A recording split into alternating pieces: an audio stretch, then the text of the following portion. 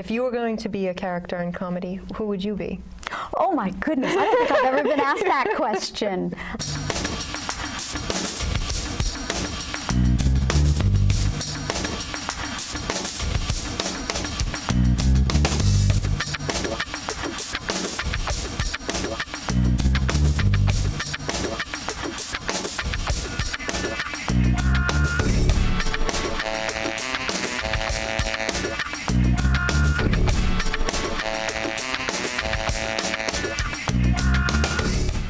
Hi, you're watching Spotlight with Carolyn-Cable. Today we're having a conversation with Mary Lou Belli. Hi, Mary Lou. Hi. Could you tell us, you're famous in this business for sitcom directing. Can you tell us a little bit about how you started? Oh, how I started directing, or how I started? Yeah, started in sitcoms and started directing. You know, I was a coach on a show called Charles in Charge. Right. And I went from coaching, and at the same time I was on set every day, I was observing. You went from Charles in Charge to other television shows? Yeah, that was the first sitcom I ever directed, and probably 150 episodes now later. I've directed lots since then. That's a lot. I heard a story about you earlier that you were on set on Rugrats coaching. Actually, I wasn't on Rugrats. I was on a show called Domestic Life, which was the first sitcom I ever worked on. And the person who played Stu on the Rugrats was one of the stars of the show. Oh, wow. Actually, and he told me I would be a good director. I argued with him. I told him I wouldn't. How did you get into coaching? My first job in Hollywood was as an understudy on a TV show. Now, when people think of understudies on stage, right. And on a sitcom, because it rehearsed like a play, the director of that show, Will Mackenzie, had a theater background, and he said, "There's only 4 main characters on this show. 2 of them are children. 2 of them I get only half a day with because they have to have 4 hours of school. Right. So I want you to hire me 2 adult actors who will be the children when the children are in school, and then they will function as the coach for the children as well." And so you acted like a kid, like the kids I was. on the show? I played the 16-year-old girl. I taught her to drive that year as well, during our lunch hour, and she went on to be Anne of Green Gables. Oh, wow. Yeah. I'm so trying to like imagine this though. They wouldn't show you acting like I never kid. would do. I would never be on camera. I just did the rehearsals, and occasionally, if we had a long day and the child was finished by the labor laws with their day and we were still going, I would occasionally do a run-through. And is it the same today? We used to be under SAG jurisdiction, and then they didn't really want to pay a person who did my job as much. Okay. So they demoted us to a non-union job, which was a staging assistant. And about that time, I was coaching full-time and getting ready to make the jump into directing. When you first started directing and to today, is it the same? You know, one big difference between when I started directing, there were a lot more shows that were on tape as opposed to film. And when we were doing shows that were taped in the 3 or 4 camera format, I was in a booth away from the actors when I was actually putting the show on camera. Now, because we're filming, and because an actor who became a director... You're filming with actual film or yes. with HD? Oh, wow. Well, sometimes different. Paramount studios held out for film for a long time. Now we do everything on HD, on 24p. But when we switched from when things became more film than tape, there was a director who had been an actor, and he said, you know, I really want to be nearer to my actors when they're acting, so I can give the note to them, and I'm not giving the note to a stage manager who is wearing a headset and hearing what the director is saying from the booth. So translating it. Exactly. And that person was Robbie Benson. Oh, wow. And Robbie Benson said, I want to be near my actors, and he sort of changed it forever. So Robbie Benson, the actor? And director. And director, okay. Yeah, and he said and he basically moved that booth to a monitor close to the set that showed all 4 cameras. Oh, wow. That what we call a quad split. Right, right. And he would watch them, and then if he had something to say to the actors in terms of giving them a direction, he would walk on the set and give it to them because he was steps away. Oh, that's and we great. all do it now that way. Exactly. Yeah. How hard was it for a woman to get into directing and get those jobs? You know, at the time I got my first break, it was popular. Now, this wasn't a very long period of time to... Wouldn't that be nice? Yeah. In terms of affirmative action, to give a woman a break. Right.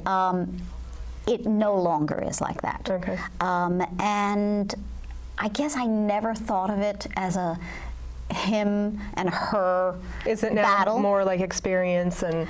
You know, I always thought if I'm good, I'm going to work. Right. I think about that, and I thought that way when I was an actor as well. And it's proven to be a good formula for me. Yeah. Only because I think that anger, resentment, and bitterness only leads to... Well, it's better if you think of good things, those things will happen to you, and if you tend to think of bad things, I mean, I noticed that in life. It's expectations. Yeah. Yeah. So people who expect bad things get bad things. Yeah. Also, there was a moment in my career when I realized that being a woman director, that there were certain attributes I brought to the table that were different from and possibly better suited to the job. Like what? Than a man could ever be. Like what? Nurturing. Yeah. You know, at first I thought, I'm going to be just like the guys, and I'm going to be bossy. Well, you know, I'm not even 5 feet tall. Bossy is not something that looks real good on me. Right. But being nurturing and being intuitive and being the mom on the set really, really works well, especially when I'm taking a new cast, teaching them good habits in terms of you know, being professional and, you know, paving the way hopefully for their entire career. So my agent used to say to me, he said, you know, they don't need you on Frasier. Those people know how to do everything you could really help them with. Your real gift is taking a brand new cast and teaching them how to be the best cast they can be. Oh, and so you decided to leave Frasier and... I never was on Frasier. Oh, okay. But I directed another show for Kelsey Grammer for 7 years now called Girlfriends. Oh, okay. And he's the executive producer of it. And when that started, it was all fresh faces and... or no? You know, I think for most of them it was one of their first series. You had a good agent. I had a great agent. Yeah. I had a great agent, and subsequently I've been the first director on series that were casts that were pretty new to the business. Would you say that when you make a decision on something, whatever it is, that's your decision. You lock that down. You know what? And I you go have with it. absolutely no problem making decisions. Right. It's probably something that really is necessary to be a good director. So when you left acting, you left that behind? Or? I left it behind. I might go back to it someday. I think I'll make a great little old lady years down the road. When you get old enough. But in terms of making decisions, it's really easy for me to assess a situation and say, I want this, or I don't want this. And, you know, it's funny because I can tell you exactly when it started. Tell me. I was taking a creative writing class in 6th grade. And in order to come up with ideas for our stories, we went through this thing called the problem-solving process. Identify the problem, brainstorm, and all these other ones. But I basically realized I lived my life that way. And I see everything in life as a problem, or a problem to be solved. And I basically make all my decisions that way.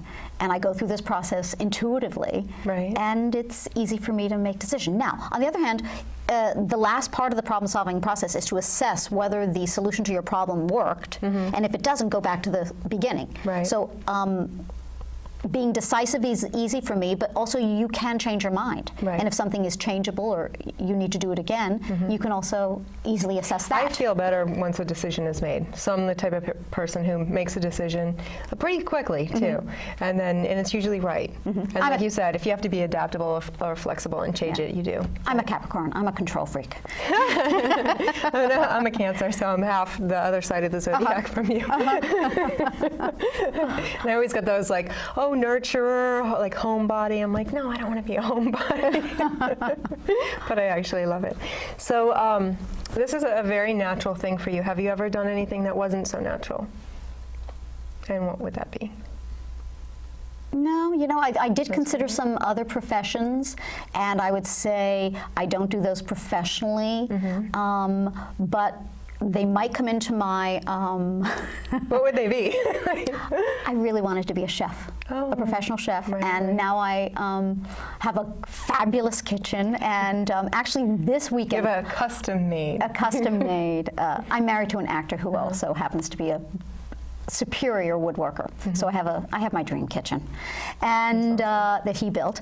But I also hope someday, you know, I'm thinking if there was a reality show I was ever going to do, I actually am getting ready to pitch something that has to do with cooking. Oh, that's great. You said that you're married to an actor. I'm married to an actor. So when you go home, after dealing with all these actors on set, do you ever come home and you're like, oh man, another actor? Or it's not like that? Do you have those days that he acts like an actor and you're like, no, don't act like an actor? I'm an actor's director. And I think it comes from being an actor. I love actors. My husband's an actor, my son's an actor, and I have a huge respect for people who act and act well. And who pursue the profession of acting, because I think it's a really hard job. I admire people who are actors. Now, do I want to, you know, if he has an audition the next day and I've done a 13-hour day, do I want to, you know, read over those sides with him? Not really, but will I? Of course. My husband's always, can you say it in a tape recorder? I'm like, yeah, I can, but can you just read them once? You know, he just did a new production of The Crucible here in Hollywood, and he had 12 rehearsals. And after about the first day of me helping him learn his lines again, or just, you know, because that's a very short rehearsal period for a classic play.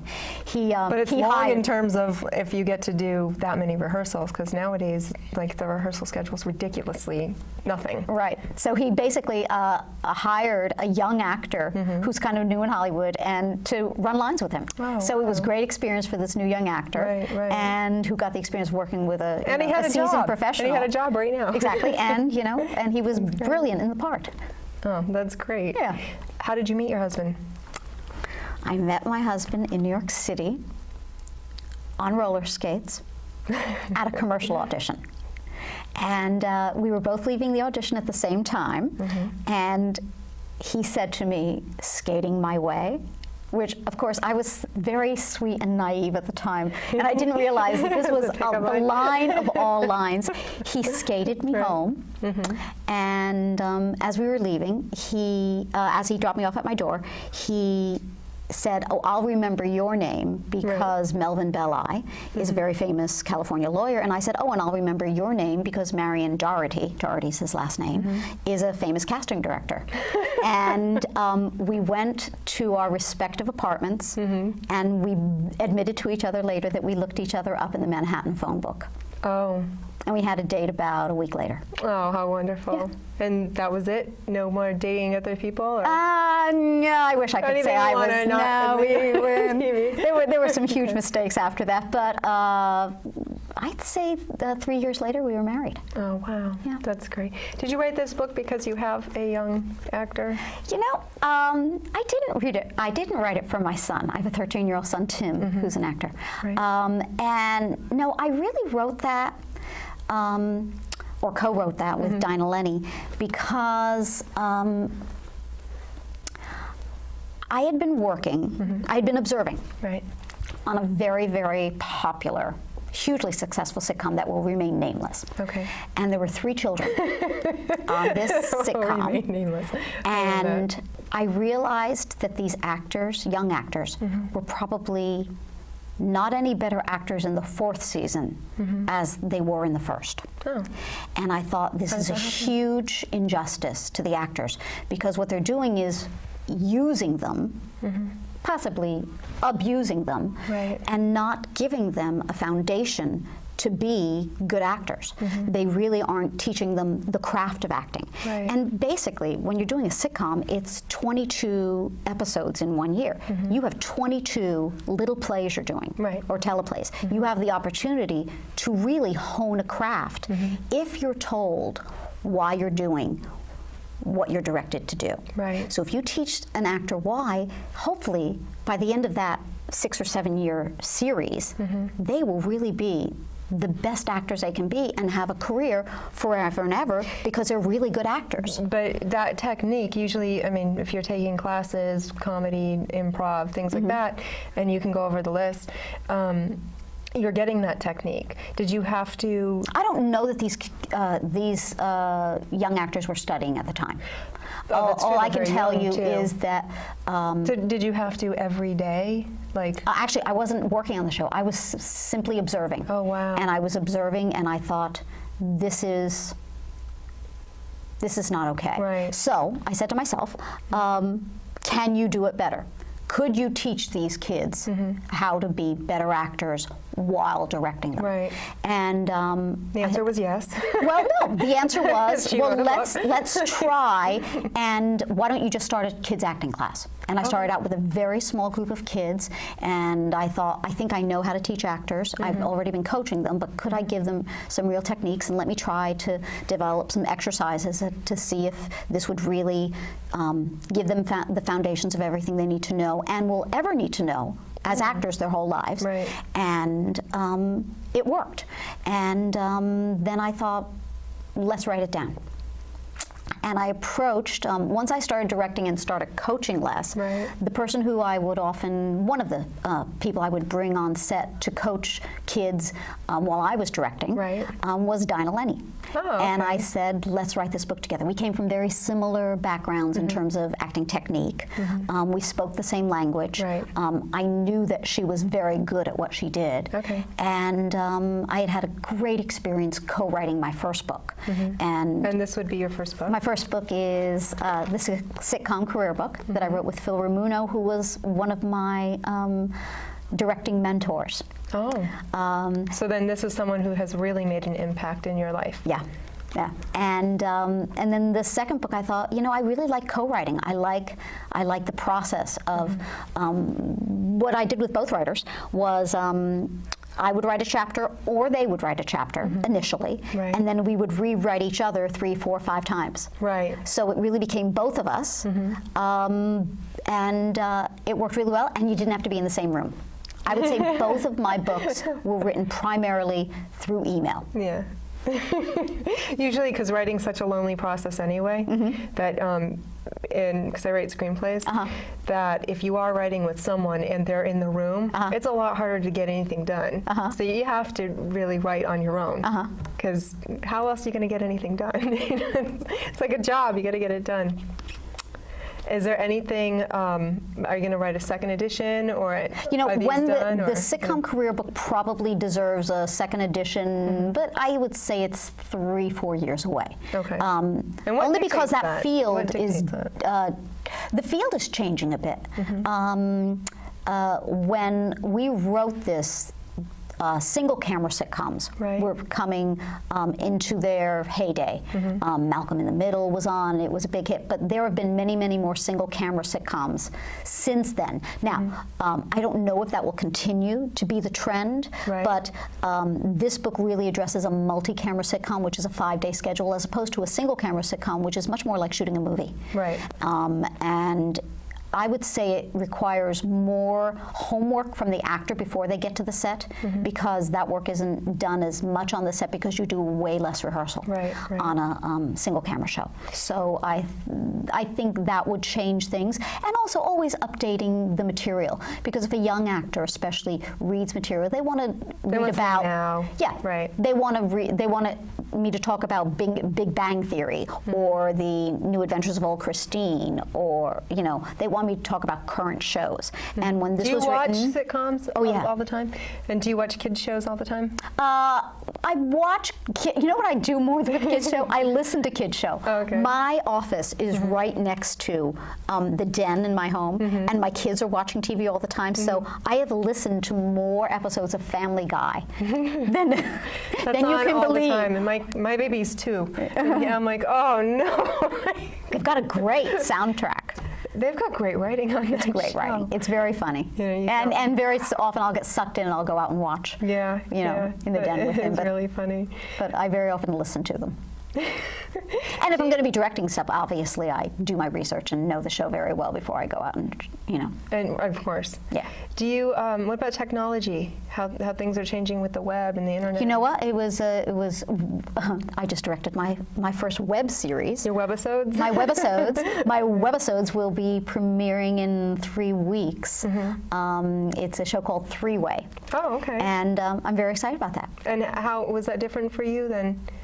Well, it was really different because I haven't been paid. Oh, okay. But in terms of everything else, and then it becomes a job that's covered by the jurisdiction of the union, then it will become hopefully something that will be but you monetarily. Guys, the union just had a big score with the web, so we did. That should be covered if it becomes. Yeah. And this was all done prior to any of those. Anything else? Anything being settled. Cool. But I'm excited about it, and it's hopefully bringing. I have a question. Things into the 21st century. Because I have gone to classes at the Guild, at Screen Actors Guild, and they were talking about technique for the web is different than technique for, on camera. Acting technique? They were talking more in terms of filming, because they were saying like dissolves, and I think it had basically to do with downloads and things that happen technologically that right now people don't really have control over. It's just the computer does it and configures it. Something with each shot, it'll take like the colors and everything and the information from this shot and duplicate it here. If these are too much the same, it'll just keep duplicating and getting rid. Does that have anything to do with your work, because you don't want to use dissolves and you don't want to do certain kind of editing? I'll tell you the thing where I shot differently. When I was shooting the webisodes and I do on a normal, I shot closer because I was very mindful of how big a screen this was going to be viewed on. Sometimes someone's iPod. Oh, right. Exactly. And I thought, well, if it's only this big, I'm going to shoot it a lot closer. And so you have actors quiet it down, like more no, intimate, not more intimate. No, this is a comedy. It's very funny. I don't want to, louder and faster is funnier. Right. It's actually the subtitle of the first book. But no, instead of shooting a lot of sweeping masters, I shot closer. So instead of having someone come into a room on a long shot or a head to toe, very often I just have them walk in something that features their body from the waist up. Oh, great. So I just shoot tighter. And did you have control over editing, or I always have control over editing. I mean, in terms of the first edit. Right. I mean, which is what the Director's Guild contractually gives me. And in terms of the web series, it's, I'm working closely with the editor in terms of making sure my vision is on screen. Now, in film, a lot of times you get to change the words, or, I mean, you stick pretty much to the script, but you're allowed to paraphrase and do a lot of things that in television, it's like big no-no, because it changes the rhythm and just changes things. And especially in a comedy. Yeah, you don't want to change that, because then it's not funny anymore. It's like literally those words are written and that punctuation's written for a reason. What about for the web? Well, because I'm doing a comedy, and it's exactly it's all the same rules. Okay. It's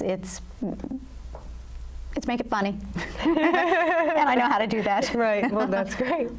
So we have 5 more minutes left. If you had any advice to give to actors, what would you say?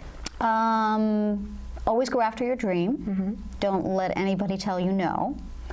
But at the same time, always be very realistic about what you're bringing to the marketplace. Right. And think of it as a marketplace.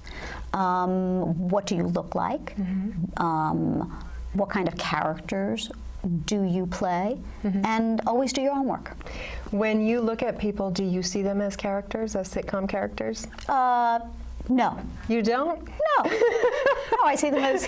I will tell you though, there's almost always a judgment: good actor, bad actor. Oh, really? Or okay. good actor, experienced actor, or. And that comes before you even see them acting. No. Okay, you're watching them. You can tell.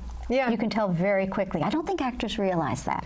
Within about the first 20 seconds of an audition, I have a strong idea whether I'm going to use you in the part or not.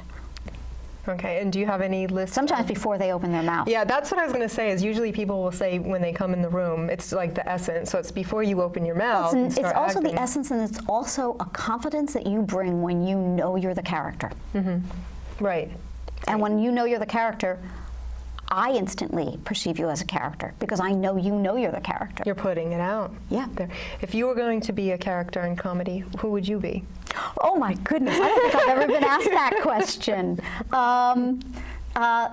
The bossy best friend. And know how I know this? How do you know that? I just optioned a book and I'm writing the screenplay. And I had no problem writing a bossy 12-year-old best friend. That is so funny. And I thought, why is this coming out so easy? And about halfway through the screenplay, I went, she's me. So that's the one you'd want to play too. Yeah. That's great. What about your husband? He's the acerbic funny guy. Oh, really? Oh, yeah. Oh, yeah. But you know what's so funny, though? He has played more incompetent directors, television directors, on camera. I mean, as a character. Than I can tell you. And I often resent the fact that, A, the director's always a man, and the other thing is that he's not good at it. Although I thought, well, you know what? If it's going to be an incompetent director, I'm glad it's a man. And they're not showing women as incompetent directors. But I always go, why can't he be a good director? Do you think stereotyping is good in TV? I don't think of it as stereotyping. I think of it as, you know, you mentioned the word essence. Okay. I think people really have things that you just go, oh, I believe them as that. Right. And if that's the case, you know. But you're going based on looks or based on essence, the nature? I would say based on essence. Okay. I made a mistake once early in my career of casting someone because of the way they looked as opposed to casting their talent. Right, right. You only make that mistake once.